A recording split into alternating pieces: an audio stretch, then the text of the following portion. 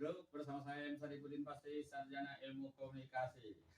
Saat ini kami kedatangan tamu memang yang sebenarnya sudah kami candai beberapa waktu yang lalu, tapi biasanya saya jemput bola, tapi sekarang beliau hadir ke studio kita, Agung Pos Group, yaitu Kadishub Ogan Ilir, Bapak Elvis Rusdi. Pak Elvis, selamat pagi. Selamat pagi. Assalamualaikum warahmatullahi wabarakatuh. Waalaikumsalam warahmatullahi wabarakatuh. Sehat Pak Elvis ya? Sehat, alhamdulillah. Ya, kalau saya tidak enak berkomunikasi, berserah ya. Mengenal Pak Elvis ini sejak tahun 90-an. Beliau dulu di Dinas PU Ogan Komering Ilir, Pak ya? Oh, Kabupaten Oki. Kabupaten Oki ya. Sebelum Mekar kan di Oki dulu kita. Setelah Mekar kalau tidak salah pernah hengkang ke luar negeri ya. Ke luar negeri. Palembang. Pindah ke Banyuasin. Ke Banyuasin. Tahun 2002. Iya, 2002 pernah di Palembang rasanya ya. 2008 sekarang sedang di Ogan Ilir. Ogan Ilir. Pulang kampung. Pulang kampung. Apa rasanya ini setelah pulang kampung ini? Sangat bersyukur karena kita selama ini mengabdi ke daerah luar, ya. Sekarang ada kesempatan untuk mengabdi di kampung halaman. Alhamdulillah ya. Alhamdulillah. Ada kesempatan untuk mendukung program Pak Bupati yang namanya Ogan Ilir Bangkit. Iya, karena daerah kelahiran. Ada tanggung jawab moral. Pak Elvis, sebagai Kepala Dinas Perhubungan Ogan Ilir ya. Inovasi apa yang akan Pak Elvis bangun untuk pemberdayaan Dishub di mata masyarakat, di mata dinas instansi? Silakan. Terima kasih ya. Pak Sadikuddin, kita sudah lama kenal, ya. Sekarang hampir 20 tahun kita tidak bertemu karena dari tahun 2002 saya hijrah ke Banyuasin, ke Palembang, dan tahun 3 Oktober kemarin kami dilantik menjadi Kepala Dinas Perhubungan Ogan Ilir. Hari ini kira-kira 80 hari. 80 hari. Setelah kami mempelajari, setelah kami ikut berpartisipasi dalam pemerintah Kabupaten Ogan Ilir, banyak hal-hal yang harus kita rubah, mindset dan inovasi terhadap Dinas Perhubungan Kabupaten Ogan Ilir. Untuk pengembangan Ogan Ilir. Terutama masalah lalu lintas. Karena di sini kita lihat di Kabupaten Ogan Ilir ini memang kota penunjang ibu kota provinsi. Banyak jalan-jalan yang belum mempunyai rambu-rambu dan banyak juga yang kendaraan-kendaraan yang mungkin berlalu lalang, tidak mempunyai isyarat dan tertib lalu lintasnya kurang. Insya Allah ke depan kita akan kerjasama dengan Polres Ogan Ilir untuk membenahi ini. Artinya memang kita sudah ada tol ya, tapi semakin hari kan mobil semakin banyak. Artinya kendaraan itu sama dengan tidak ada gunanya tol, karena sama padatnya. Tol padat mungkin lalu lintas kita padat juga di luar tol. Kalau menurut saya sih sebenarnya kalau masalah tol itu kan tol kita hanya menghubungkan antara Palembang dan Indralaya. Nah setelah keluar dari tol Indralaya ini akan jadi dampak kita itu yang menjadi padat itu. Ada yang arah ke Kayu Agung, arah ke Prabomuli. Batu Raja dan sebagainya itu. Ini yang harus kita penuhi dan kita tambah rambu-rambu lalu lintasnya. Ada 4 sentral jalan menurut pikiran kami, itu Muara Meranjak, Tanjung Raja, kan? Ada juga maju lagi dari Tanjung Raja nyebrang ada Palembang. Artinya itu semuanya kan dilewati oleh kendaraan umum dari berbagai daerah. Ya, ini bagaimana rambu-rambunya Pak Elvis? Nah ini kami di tahun 2023 sudah mengadakan survei dengan kawan-kawan sebelum ini untuk membuat program-program ke depan untuk membuat rambu-rambu jalan yang penuju arah. Jadi itu akan kita memudahkan kita. Contoh saja misal kita keluar tol itu mau kemana belum tahu sekarang. Jadi sudah kita programkan, mudah-mudahan di tahun 2023 ini banyak program yang kita bikin program untuk pembenahan lalu lintas di Ogan Ilir. Ya, memang jujur saya katakan saya ini orang yang berlalu lintas setiap hari di berbagai jalur Sumatera Selatan termasuk Ogan Ilir karena kampung kita sendiri. Saya juga sering mendengar keluhan selama ini bahwa rambu-rambu itu kurang. Bukan tidak ada, kurang ya. Kurang. Tapi artinya dengan kedatangan Pak Elvis semuanya ini akan bisa menjadi melengkapi ya, mungkin. Ya, kita memang untuk mengurai kemacetan lalu lintas di Ogan Ilir ini banyak hal, banyak faktor yang harus kita benahi. Sekarang Pak, kami selain dari rambu-rambu lalu lintas juga kita memaksimalkan eh, tim-tim lalu lintas kita. Kita punya tim patroli, nah ke depan kita insya Allah di tahun 2023 itu kita membentuk tim patroli namanya.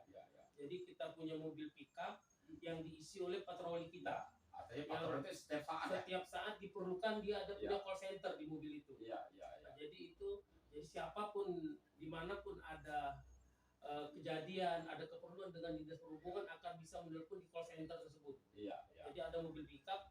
Nah, insya Allah isinya itu yang sebagai tim itu adalah dari Dishub, dari kepolisian dan TNI. Jadi tim terpadu dinas perhubungan. Saya sebutkan gitu. Nah, inilah untuk mempermudah, mempercepat, mengurai dan menindaklanjuti laporan masyarakat. Misalnya kejadian di jalan lurus ada kejadian kecelakaan dan sebagainya, kita cepat. Yang jelas dalam kota di pasar, kawasan pasar ya. Termasuk yang mungkin rutinitas kita di titik-titik pasar itu akan kita standby kan mobil itu. Jadi setiap pagi akan kita siapkan, jadi patroli akan, jadi mudah-mudahan untuk mengurai lalu lintas tidak terjadi kemacetan lagi.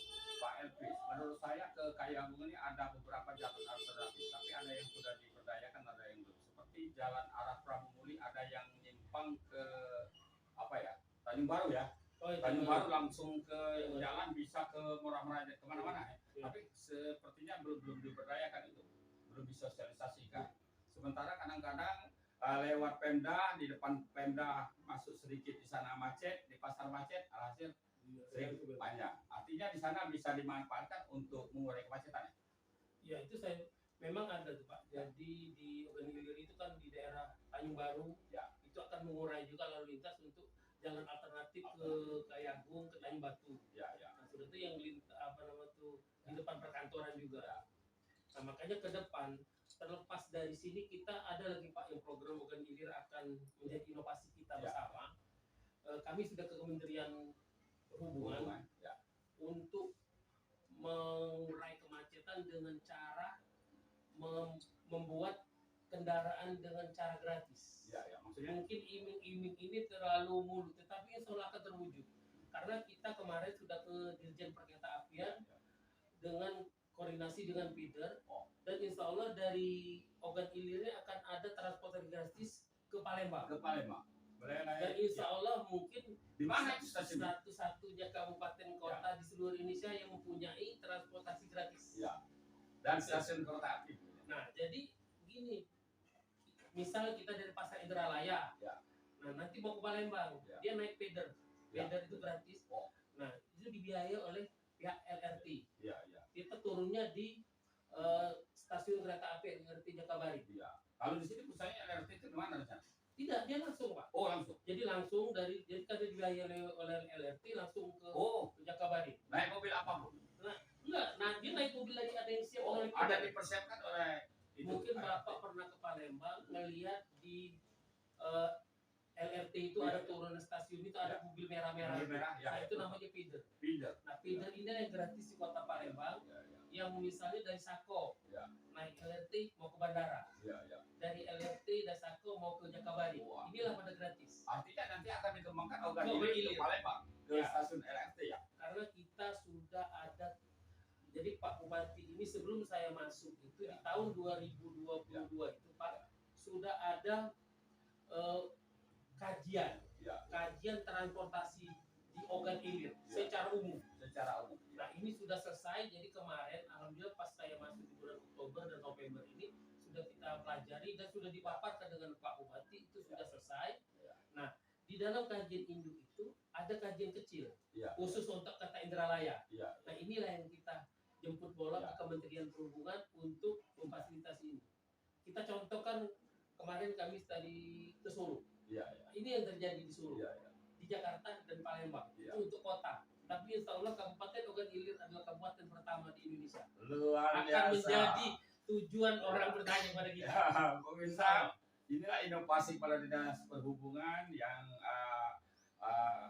juga dirangkai dengan program Bupati Ogan Ilir Pancawijaya Akbar. Insya Allah Ogan Ilir akan mendapat feeder Feeder. kendaraan feeder artinya itu kendaraan fasilitas dari ALRT ya. Iya. ALRT insya Allah kapan kita akan mulai?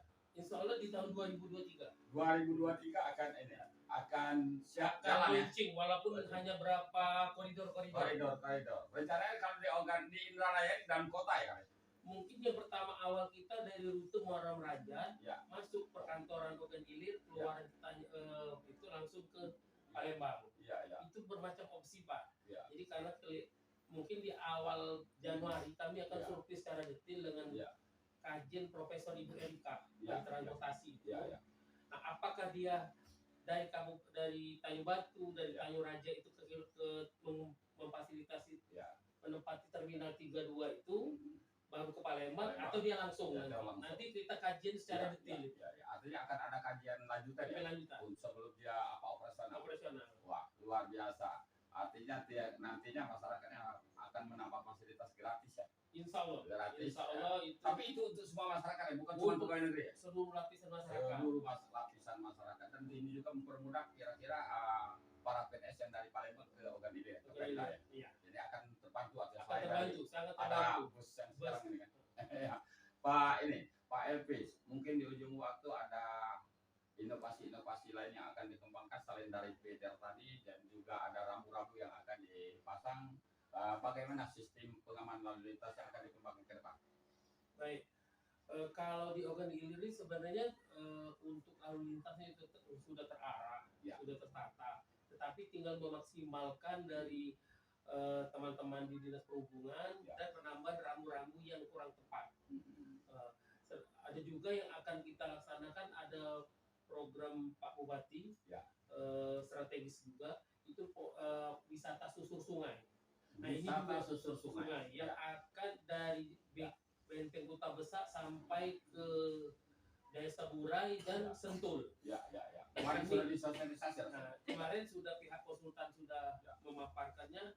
Nah, jadi di sini Dinas Perhubungan akan Ya. mempelajari juga mana-mana susur sungai itu, Ya, mana ya. titik dangkal dan sebagainya. Ini juga program kami di tahun 2023. Itu ada semacam dinas perhubungan sungai ya, sungai dan Bukan, itu di bawah bidang. di bawah bidang. Jadi Dinas Perhubungan itu ada 3 bidang, Ya. bidang program, bidang lalu lintas angkutan jalan, Jalan, dan bidang lalu lintas angkutan sungai. angkutan sungai. Ini kita memang sudah ada dari dulu. Nah, Ya? sudah ada. Kalau nggak Jadi- salah ada di Muara Penimung atau di mana ya stasiun ini ya? Ada pasar. Sebenarnya itu sudah dermaga ini sudah ada Ya, di dermaga. Pegayut, yang itu Ya. intinya kalau di Ogan Ilir di Pegayut, Hmm. ada di Pemulutan. Tetapi yang selama ini mungkin belum maksimal. Ya. Nah, karena program ini akan menjadi objek wisata dan program Pak Bupati objek wisata susur sungai, Ya. ini akan kita maksimalkan, Pak. Iya. Ya, termasuklah akan ada kapal-kapal yang kayak mau kapal pesiar lah. Iya. gitu. Artinya di alur sungai dalam kota Indralaya bakal ada. Akan ada. Mungkin akan kita siapkan di bawah Dermaga, Tanjung ya? Senai, di Ya, Tanjung Senai, di Tanjung jembatan apa namanya? Iya. Jembatan Tanjung Senai itu. Tanjung Senai ya. Iya, menarik sekali itu. Artinya akan banyak hal-hal yang mempermudah masyarakat untuk berhubungan keluar ya, Keluar sekaligus berwisata. wisata. Ya. Selain dari itu ada inovasi-inovasi lain selain dari yang disampaikan tadi, silakan Pak. Pak Ebes. Terima kasih. Banyak juga sih, tapi yang mungkin yang mendesak untuk yang kita laksanakan untuk program prioritas itu adalah untuk penataan transportasi di Kota Indralaya, termasuklah penertiban bentor, Ya.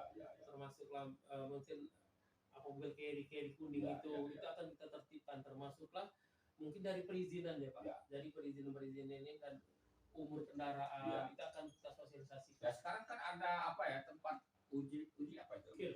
Pak anak kir ya? Ah. Masih berjalan itu sekarang. Nah, sekarang kita kan sudah ada tempat kir yang ada di Tanjung Baru itu. Ya. Nah, sekarang ini ada malah saat ini kir gratis. Tetapi kita memaklumi Untuk semua kendaraan gratis. iya untuk kendaraan untuk Metro Mini, untuk Metrolet, Oh ya. angkot, Kalau truk gimana? truk tetap bayar. Tetap bayar. Karena itu ada Ya. Ada klasifikasi dong ya? ada Iya. Itu yang kir gratis itu sudah berapa lama dimulai? sebenarnya bukan kir gratis, tetapi itu kan ada inflasi dari yang kemarin dari COVID itu. Ya. Jadi tapi karena waktu kita sudah mepet dan di akhir tahun dan juga tanda kutip kan banyak kendaraan memaklumi lah kalau memang kendaraan tidak memenuhi. Tapi artinya ke depan akan ada penertiban itu ya. Nah, itu yang akan mungkin Ya. kita ada ke sosialisasi. Iya. Jadi Bapak Ibu jangan khawatir yang punya kendaraan carry dan sebagainya, kalau memang ke depan akan ada feeder itu tidak akan jadi terusik, Tidak tidak akan akan mengganggu, mengganggu. Ya. Malahan akan kami rekrut, Ya. akan kami sosialisasikan Ya. kepada Bapak yang punya kendaraan itu untuk kita adakan rapat untuk mencari solusi yang terbaik. Pada prinsipnya keinginan dari Pak Bupati itu untuk mempermudah dan memperlancar lalu lintas dan memberi penghasilan kepada yang punya kendaraan tersebut. Dan saya kira feeder itu kan dari Palembang, dari Indralaya ke Palembang. Kalau angkutan dalam kota kan tidak ada gangguan menurut saya. Atau gimana? Makanya nanti tergantung ke depan, Pak. Kami di Ya. awal Januari kan ada kajian. Ada kan ya? Apakah feeder itu langsung ke Palembang atau dia mungkin kita bikin Dari daerah. di terminal, Ya. ya dari daerah Kayu Batu ke terminal 32, Oh, ya. apa dari Tanjung Raja. Ya, yang itu mungkin merasa terusik nantinya ya. Nah, itu Padahal yang tidak kan? tidak Ya, kan ya. mungkin. Jadi akan lebih nyaman kita lihat aja waktu yang di kota Palembang. Ya. Feeder-feeder itu. Ya. Jadi masyarakat itu terasa nyaman, Ya. tenang. Iya, ya. Jadi tidak ada gangguan satu apa. Ya. Jadi lebih aman Lebih lah aman. untuk itu. Ya, ya, ya. Di akhir waktu mungkin ada himbauan kepada masyarakat karena ada dampak juga tadi karena ada feeder tadi, terutama yang punya pemilik kendaraan taksi ya, katakanlah yang benar-benar di seputar kota, dan termasuk juga dengan pemilik kendaraan yang sudah tidak layak lagi pakai. Mungkin ada himbauan, silakan Pak Efes. Terima kasih. Jadi kami menghimbau kepada bapak-bapak yang punya kendaraan yang sudah cukup berumur itu untuk diperbarui. Walaupun yang punya nanti setelah ada feeder akan kami ajak berkomunikasi. Ya, ya. Bagaimana cara untuk memberi nyaman, memberi kemudahan. Rencana sih nanti yang punya operator, itu feeder itu kan punya operator. Operator ini akan mensosialisasikannya. Dan kemungkinan kayak kota-kota di Solo, di Jakarta, dan di Palembang itu yang punya mobil-mobil itu akan kita beli oleh operator itu dibeli dan dia diperbarui dengan mobil baru dan dia digaji dengan selayaknya dan pas. Artinya membuka lapangan kerja ruang juga, kerja ya? baru. Ya, ya. Dengan mungkin selama ini nyupir mobil dari pagi sampai sore itu hanya mendapat 100.000 yang berat kan bersih.